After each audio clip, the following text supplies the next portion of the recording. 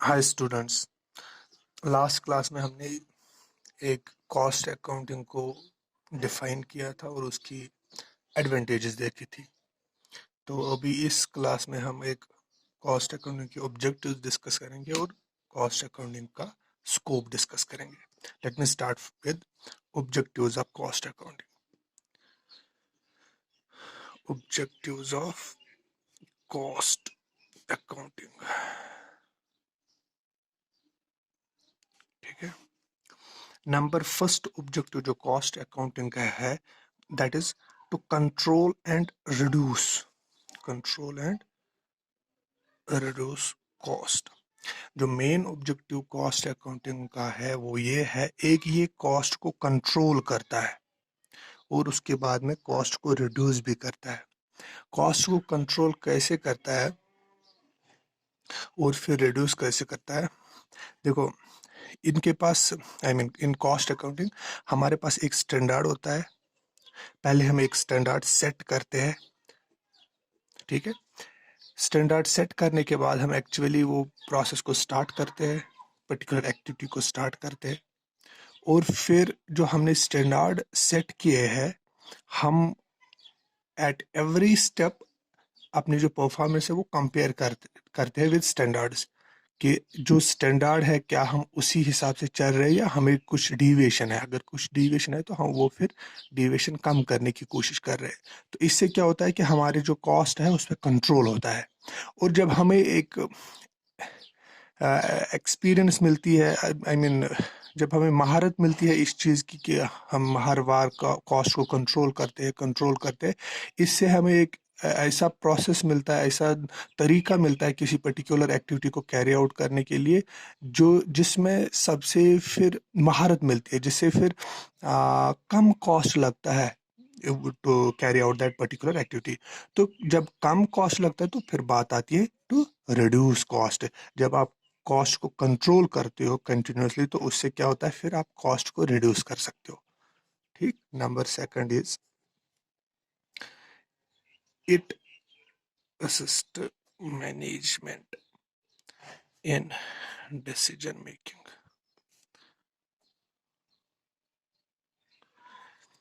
जो cost accounting है ये मदद करती है किसको, मैनेजमेंट को मदद करती है इन डिसीजन मेकिंग। ये वो डेटा देता है मैनेजमेंट को जो उन्हें डिसीजन लेने में मदद करती है। कॉस्ट अकाउंटिंग हमें वो डेटा देती, मतलब मैनेजमेंट को वो डेटा देती है जो मैनेजमेंट को डिसीजन मेकिंग में हेल्प करती है। सो इनडायरेक्टली एक्चुअली हम ये ऐसे भी कह सकते हैं कि कॉस्ट अकाउंटिंग जो है यही असिस्ट करती है मैनेजमेंट को। कैसे असिस्ट करती है? By providing information. ये इंफॉर्मेशन देती है किसको, मैनेजमेंट को, और management is able to take decision.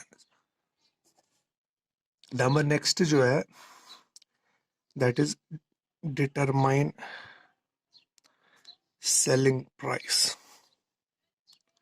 देखो कॉस्ट अकाउंटिंग एक्चुअली करती क्या है कि किसी भी प्रोडक्ट को बनाने में जो भी कॉस्ट लगते हैं, चाहे वो डायरेक्ट है चाहे इनडायरेक्ट है, चाहे मटेरियल है, लेबर है या कुछ और एक्सपेंसेस है, जो भी कॉस्ट है, ये कॉस्ट अकाउंटिंग हमें वो सारे कॉस्ट कैलकुलेट करके देती है।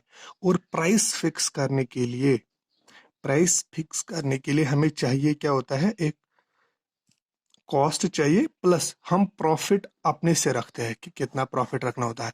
तो मेन ये तो हम खुद से मतलब कंपनी रखती है कि कितना परसेंट प्रॉफिट रखना है, लेकिन जो मेन इसमें चाहिए है वो है कॉस्ट। तो कॉस्ट कितना लगा है किसी पर्टिकुलर प्रोडक्ट को बनाने में, वो हमें कहाँ से मिलता है, वो हमें कॉस्ट अकाउंटिंग प्रोवाइड करती है। तो कॉस्ट अकाउंटिंग का ये भी ऑब्जेक्टिव होता है कि हम कॉस्ट हर किसी प्रोडक्ट या सर्विस का कॉस्ट कैलकुलेट करके दे, so that it will help us in fixing selling price. Number next जो है that is setting performance standards.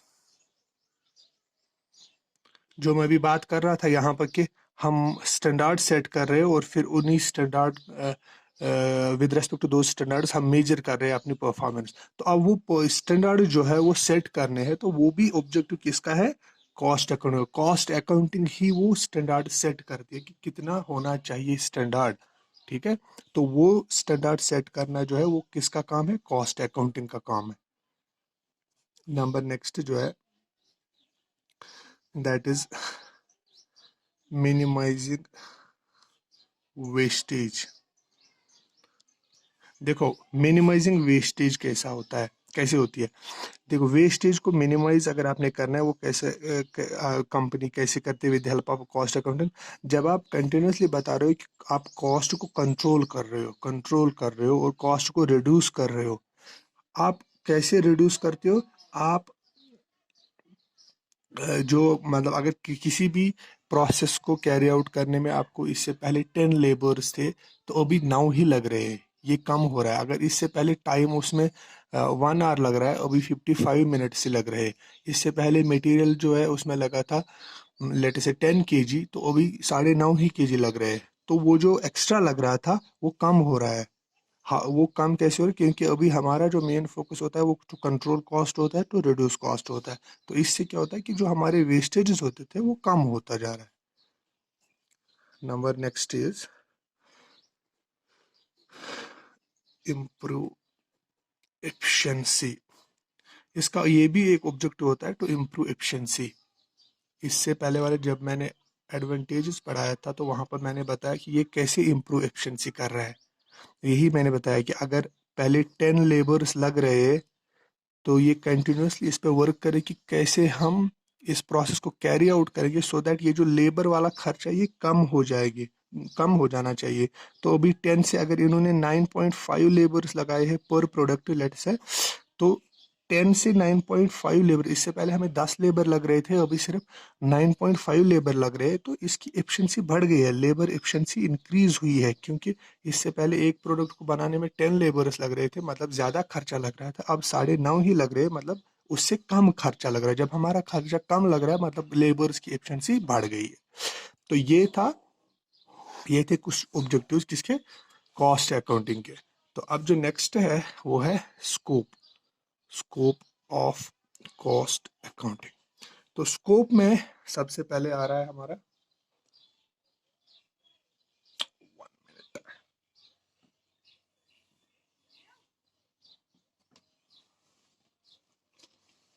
Scope में हमारे फर्स्ट जो आ रहा है that is cost book keeping. जैसे आपने वहां पे फाइनेंशियल अकाउंटिंग में देखा, बुक कीपिंग में हम क्या कर रहे थे? वहां पे हम जर्नल एंट्रीज कर रहे थे, ledger, balance sheet, profit and loss बना रहे थे। लेकिन यहाँ पे अब क्या है? यहाँ पे वही है, यहाँ पे हम देखते हैं कि कॉस्ट, मतलब यहाँ पे हम जर्नल एंट्री नहीं कर रहे, लेजर नहीं कर रहे, बट सिमिलर टू दैट। मतलब क्या है कि यहाँ पे डिफरेंट कॉस्ट जो हमारे खर्चे हो गए हैं, तो उनको हम डेबिट करते हैं और जो भी हमारी इनकम्स है उनको हम क्रेडिट करते हैं। ठीक है, ये है हमारे खर्चे। खर्चों को हम यहाँ पे डेबिट करते हैं और इनकम्स को क्रेडिट करते हैं। मतलब यहाँ पे बुक कीपिंग में हम क्या करते हैं? एक्चुअली लिखते हैं कि कौन सा खर्चा आया है, कहाँ पे आया है, और कौन सी इनकम है, कहाँ से आई है। तो यहाँ पे खर्चे जब हम बात करें, अभी हम कॉस्ट की बात करें, इसकी बात नहीं करेंगे। तो खर्चों में यहाँ पे क्या होता है कि हम अलग अलग से लिख रहे हैं कि डायरेक्ट वाले खर्चे कौन से है, इनडायरेक्ट वाले खर्चे कौन से है। अब जो ये इनडायरेक्ट वाले खर्चे है, इनमें से ऑफिस वाले खर्चे कौन से है, फैक्ट्री वाले खर्चे कौन से हैं, इसमें सेलिंग वाले खर्चे कौन से हैं, डिस्ट्रीब्यूशन वाले खर्चे कौन से, ये सारे खर्चों का अलग अलग से हमें मिलता है यहाँ पे, मतलब लिखना पड़ता है। कहाँ पे? कॉस्ट अकाउंटिंग में। तो कॉस्ट अकाउंटिंग में हमें डिटेल मिलती है, मतलब एंट्री होती है, हर किसी कॉस्ट की अलग अलग से एंट्री होती है, इसका अपना फॉर्मेट है। जैसे हमने फाइनेंशियल अकाउंटिंग में देखा कि जर्नल होता है, फिर लेजर में अलग अलग से अकाउंट बनता है। ठीक है, तो नंबर सेकंड जो है स्कोप में दैट इज कॉस्ट कंप्यूटेशन। तो फिर यहाँ पे कॉस्ट कंप्यूट किया जा रहा है कि इसमें कितना खर्चा लगा है। सिर्फ यहाँ यहाँ पे हम सिर्फ एंट्री करते हैं कि डायरेक्ट वाले खर्चा कितना है, इनडायरेक्ट वाला खर्चा क्या है, ऑफिस वाला खर्चा कितना है, फैक्ट्री वाले खर्चे क्या है, सेलिंग वाले खर्चे, डिस्ट्रीब्यूशन वाले, अलग अलग सी एंट्री होती है। तो यहाँ पे अब एक्चुअली कैलकुलेशन होती है कि कितना खर्चा आया है हमें कोई पर्टिकुलर प्रोडक्ट या कोई पर्टिकुलर सर्विस बनाने में। नंबर नेक्स्ट जो है इसमें दैट इज कॉस्ट एनालिसिस।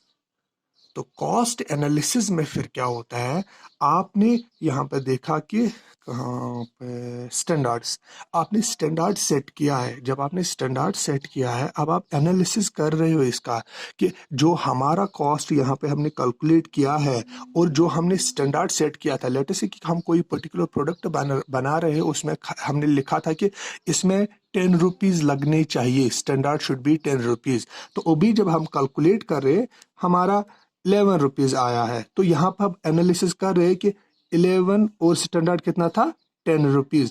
तो यहाँ पे वेरिएशन कितनी है, ये जो हमने खर्चे जो हमें लगे हैं, ये ज़्यादा लगा है या उससे कम लगा है। तो ये एनालिसिस हम यहाँ पे कर रहे हैं। जो हमारा स्टैंडर्ड था उससे हमारा खर्चा जो लगा है वो ज़्यादा लगा है या उससे कम लगा है। अगर ज़्यादा लगा है तो हमें फिर हमारी जो एफिशिएंसी है वो कम हुई है, अगर कम लगा है इस स्टैंडर्ड से तो हमारी एफिशिएंसी बढ़ गई है। ठीक है। तो नंबर नेक्स्ट है कॉस्ट रिपोर्ट। फिर हम रिपोर्ट बना रहे हैं इस चीज़ का, जो हमें फिर मैनेजमेंट को देना होता है फॉर डिसीजन मेकिंग। जो हमने यहाँ पे बताया कि अगर उन्हें कोई भी डिसीजन लेना होगा तो उसके लिए हमें डेटा प्रोवाइड करना है, हमें मतलब कॉस्ट अकाउंटिंग को। तो यहाँ पे फिर कॉस्ट रिपोर्ट हम प्रिपेयर करें कि यहाँ पे हुआ क्या है, हमारी हमारी जो डिफरेंट एक्टिविटीज़ जो है उसमें किस में वेरिएशन आई है, किस में पॉजिटिव फेवरेबल वेरिएशन आई है, यानी कि किस में कम लगा है, और अनफेवरेबल या नेगेटिव वेरिएशन जिसको हम बोलते हैं किस में ज़्यादा खर्चा आया है। तो वो चीज़ें फिर रिपोर्ट करनी होती है टू मैनेजमेंट। अगर कहीं पे अनफेवरेबल वेरिएशन आई है तो then management will take necessary steps, management will take decision कि क्या करना है। ठीक है। तो नंबर नेक्स्ट जो है दैट इज कॉस्ट कंट्रोल।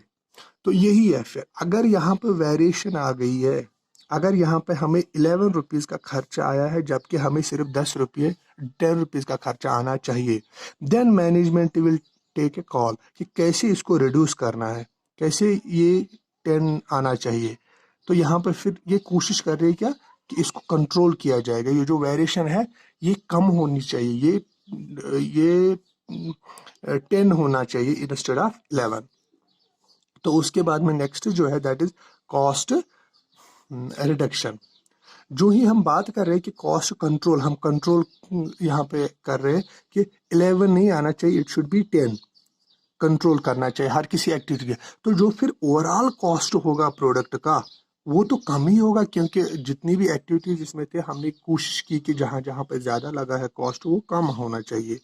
तो जब हमने कोशिश की कि ये इट शुड डिक्रीज, ओहो सॉरी, कॉस्ट रिडक्शन, तो कॉस्ट शुड डिक्रीज।